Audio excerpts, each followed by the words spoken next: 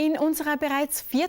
Ausgabe von Frühstück mit Bier ist Franz Wimberger, der bekannte Freistädter Unternehmer der gleichnamigen Baufirma, zu Gast und erzählt unter anderem seine eindrucksvolle Lebensgeschichte, durch die er unseren Zuseherinnen und Zusehern eine besondere Botschaft mitgeben möchte.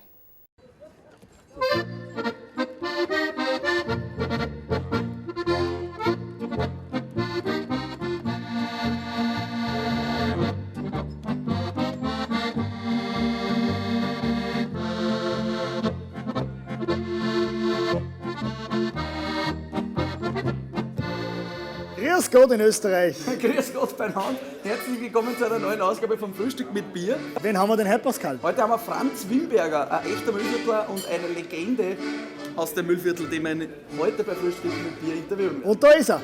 Servus, Franz. Grüß dich, Franz. Hallo, grüß dich. Servus, schön, dass du bei uns bist. Frühstück mit Bier.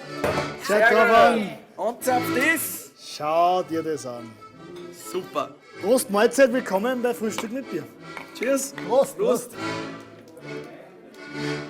Franz, wir dürfen dich nochmal recht herzlich willkommen heißen jetzt da bei unserem Interviewtisch in der Freistädter Brauerei im Brauhaus.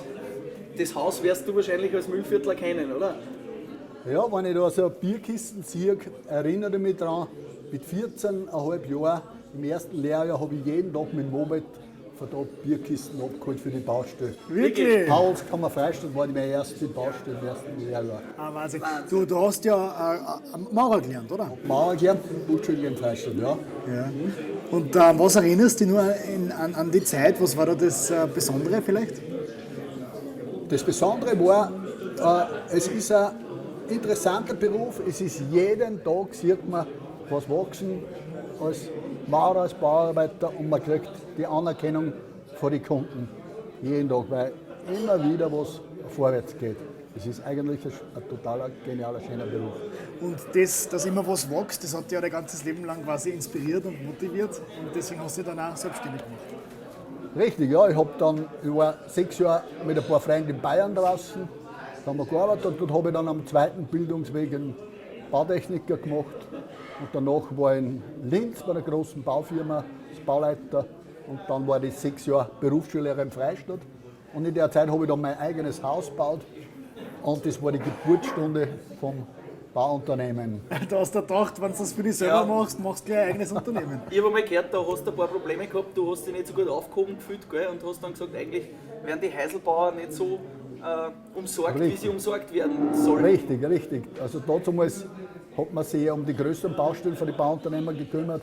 Also einfach im Haus, das war halt nicht das große Geschäft und darum hat man sich da eigentlich kaum umgeschaut. Da haben wir gedacht, das war eigentlich eine Riesenchance, wenn man das also besser macht. Und so habe ich dann für die Schwägerin nebenbei das erste Haus gebaut. Ich war mit, ich war der Vorwart, der Polier und die Geschwister von mir und von ihr haben mitgeholfen. Ich nehme an, das steht heute noch, oder? Das steht heute, ja. Und so ist dann der erste gekommen. Es war sogar ein Brauhausmitarbeiter, was ich dann das erste Haus geplant habe und gebaut habe. Da hast du dich quasi richtig in die Materie reingefunden, hast wirklich von der Pike auf angefangen und bist wahrscheinlich heute mit einem Wissensschatz um den Hausbau ausgestattet wie kaum ein anderer, oder? Ja, ich bin dankbar, dass ich es selber gelernt habe, dass ich es von der Pike auf gelernt habe. Das ist ganz wichtig, weil man einfach die Beziehung zu den Arbeitern man schätzt, also man hat die Wertschätzung zu den Mitarbeitern wesentlich stärker, wenn man von da rauskommt. Die haben dich wahrscheinlich auch von Anfang an viel mehr respektiert als Chef. Es war in der Berufsschule, die 6 Jahre, wo ich Berufsschullehrer war, habe ich die Wertschätzung von den Schülern gekriegt, wo man selber als Lehrling drinnen war. Und so ist es nachher dann auch draußen. Weißt du ungefähr, wie viele Häuser du schon gebaut hast? Ja, es werden über 5000 gewesen sein. Also es war eine Stadt wie Wels, also das ist unwahrscheinlich. Von Wien bis Salzburg. Und was ist das für dich für ein Gefühl, wenn du am Haus, das du quasi gebaut hast, vorbeikommst? Ja, da erinnerte mich an einen Satz von einem Unternehmer in Linz, der hat gesagt, was nutzt dir das schönste Haus, wo ich nichts verdiene. Und so habe ich dann angefangen, Einfamilienhäuser zu bauen.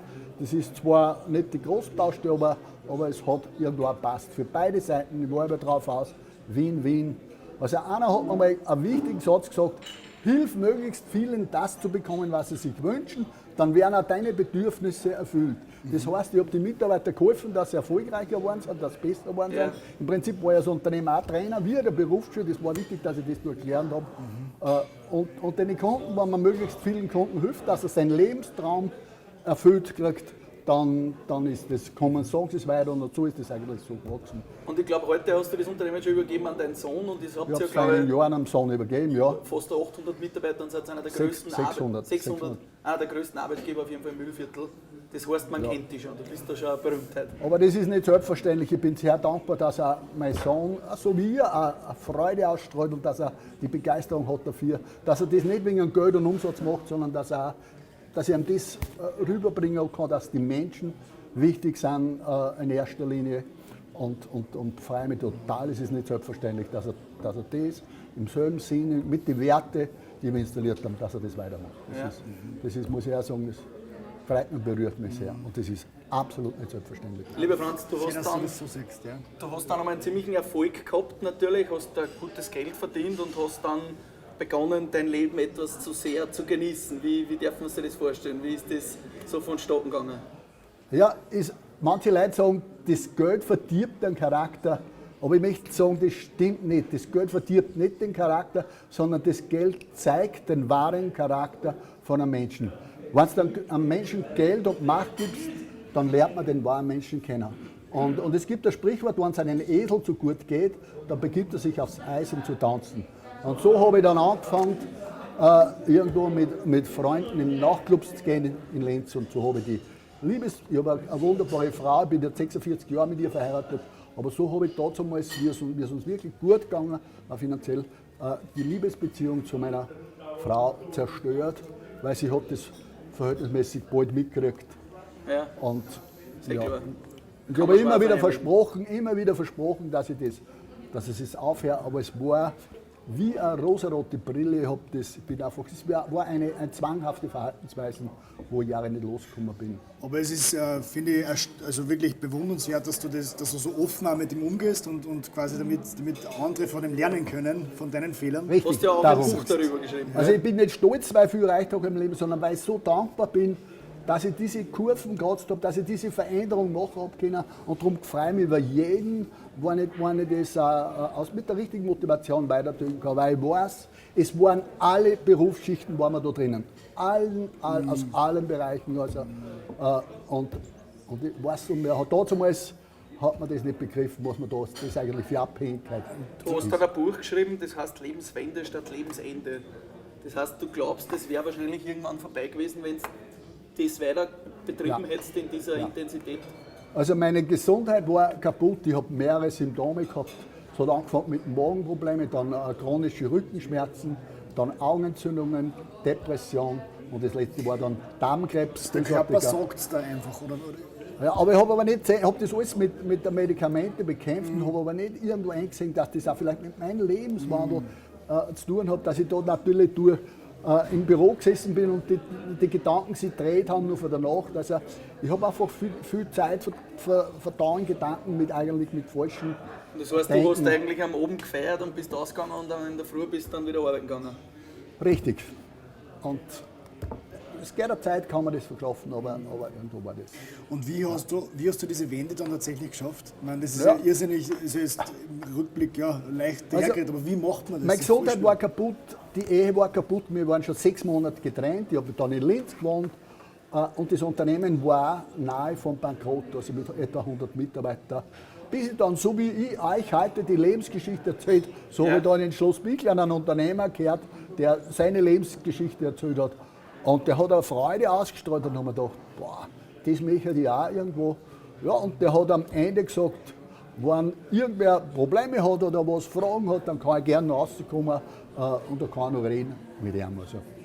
Und da war meine Frau, obwohl wir schon getrennt waren, war auch dort. Die habe ich ihr eingeladen und habe gedacht, war es für sie wichtiger wie für mich, aber es war für mich wichtiger. Und so haben wir da die 3 wichtigsten Entscheidungen unseres Lebens getroffen. Er hat uns gefragt, ob wir nicht im Glauben Jesus Christus annehmen wollen. Wir haben ein ganz einfaches Gebet gesprochen Und die zweite Frage war, ob wir uns nicht gegenseitig das vergeben wollen, was da in all die Jahre zurück geschehen ist. Der hat gesagt, das ist so, wie wenn ihr giftiges Wasser trinkt jeden Tag, wenn ihr euch das nicht vergebt, es wird euch auch eins getrennt, wohnt und lebt, aber es wird euch also wieder krank machen. Vergiften.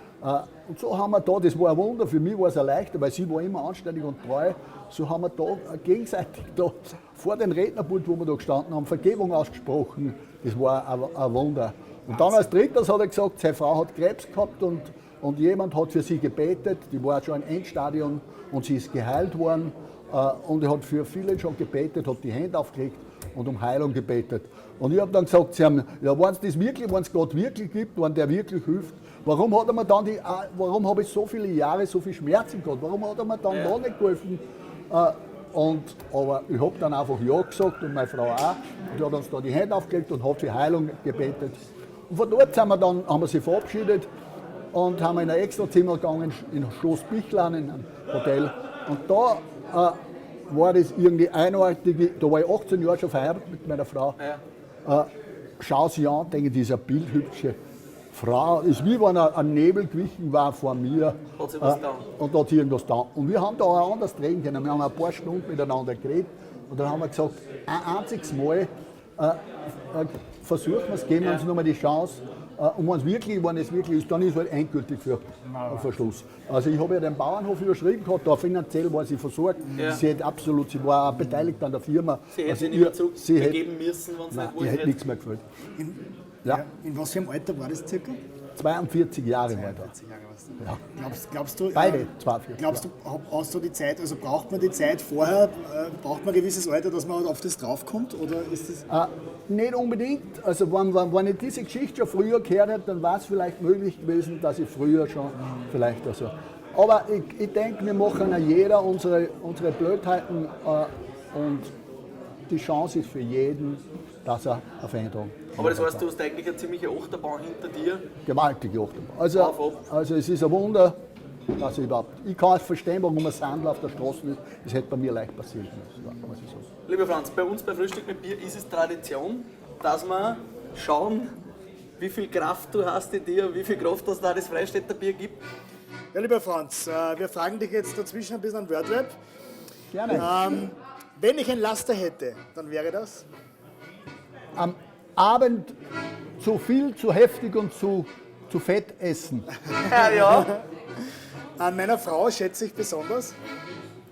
Dass sie mich nach 46 Jahren immer noch ehrlich liebt. Mitarbeiter sagen über mich. Dass ich einem mit Wertschätzung begegnet bin. Wenn ich ins Bett gehe, denke ich an. Ich danke Gott für den Tag. Schön. Der teuerste Gegenstand, den ich besitze. Die Liebe Gottes in meinem Herzen.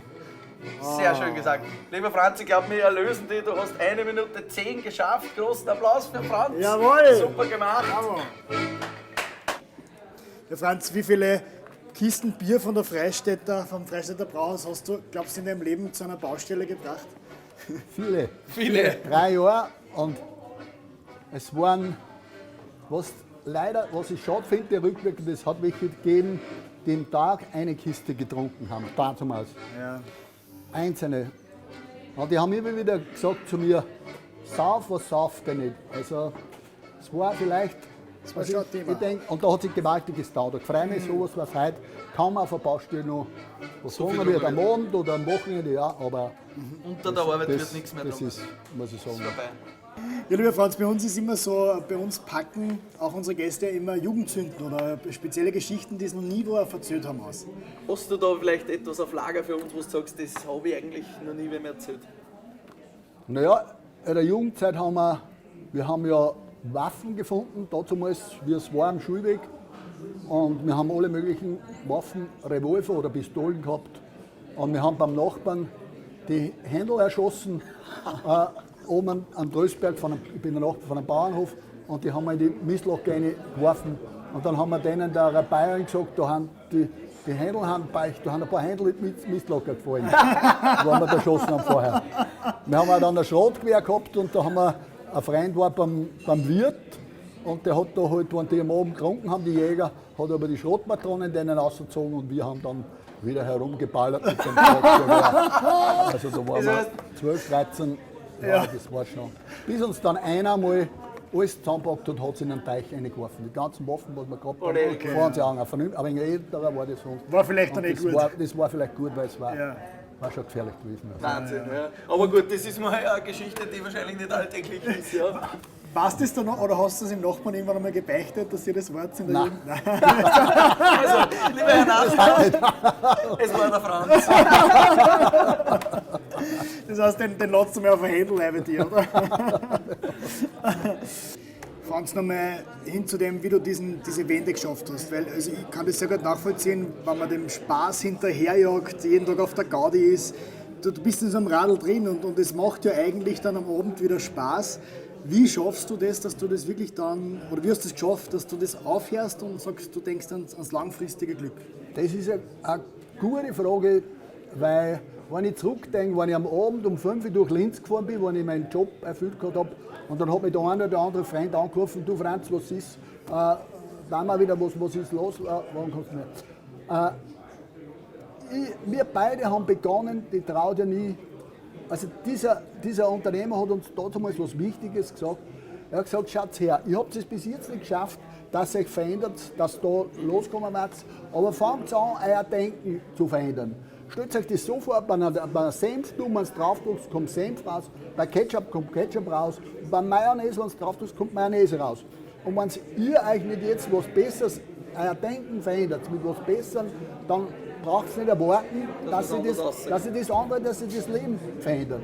Und so haben wir beide begonnen, dann am Abend einmal oder am Wochenende das Neue Testament zu lesen oder ein kurzchristliches Buch über Sexualität, über Liebe, Beziehungen und haben langsam unser Denken, unser Herz verändert. Und nur was Wichtiges, was uns die damals gesagt haben, ihr habt nur zwei Möglichkeiten, entweder ihr trennt euch oder ihr nehmt euch gegenseitig als Geschenk von Gott an. Und das war ein Ringen vielleicht am Anfang, aber das war eine Entscheidung. Da hat gesagt, alles in unserem Leben ist eine Entscheidung. Und so haben wir sie dann beide gegenseitig als Geschenk angenommen. Und er hat uns nur was Wichtiges gesagt, hört auf zu beten, nur dass der andere sich verändert, sondern fangt an zu beten, dass euch jetzt selber verändert. Und so ist die Chance, wenn das jeder macht, dann ist die Chance. Sobald man nur beim anderen die Probleme sieht oder die negativen sieht, ist es das Ganze schwierig. Lieber Franz, wir haben es jetzt da liegen, dein aktuelles Buch, Lebenswende statt Lebensende. Das kriegt man überall zum Kaufen. Das kriegt man zum Kaufen, ja. Da steht alles über dein Leben drinnen und auch deine Wende zu Gott. Genau, da steht meine ganze Lebensgeschichte drinnen, einfach geschrieben, dass jeder, der braucht nicht irgendwo eine Ahnung haben vom Glauben oder was, dass jeder versteht. Und es sind 11.000 Bücher sind schon draußen in Oberösterreich und ich freue mich über jeden, der was da, ich habe viele Briefe gekriegt, ich freue mich über jeder Brief. Wir nehmen uns auf jeden Fall mit, wir haben selber natürlich gerne lesen. Freuen wir uns. Danke. Dankeschön, super. Sehr, sehr gerne, Bitte. Franz. Die Reise meiner Herzensbildung ist das. Freut uns, Franz Wimberger. Das Wichtigste, was ich gelernt habe in meinem Leben, ist, wie ich das Herz verändert habe. Das war nicht immer so. Das freut uns. Es ist unsere Herzensgeschichte, dass du da warst, lieber Franz. Das hat uns sehr gefreut. Ja, und lieber Franz, bei uns wie immer am Ende bei Frühstück mit Bier dürfen wir dich fragen, mit wem würdest denn du gerne mal frühstücken? Mit Kardinal Schönborn war mein Kardinal Schönborn, das ist eine Ansage. Wir werden versuchen, dass wir da ein Frühstück mit Kardinal Schönborn und Franz Wimberger zusammenbekommen. Ich bin immer noch Katholik und mein Wunsch wäre, dass auch in der katholischen Kirche das Feuer der Liebe Gottes hineinkommt. Und ich bin überzeugt, dass es möglich ist. In dieser Zeit jetzt ist es möglich. Sehr gut. Schöne Worte von Franz Wimberger. Schön, dass du da warst bei Frühstück mit mir.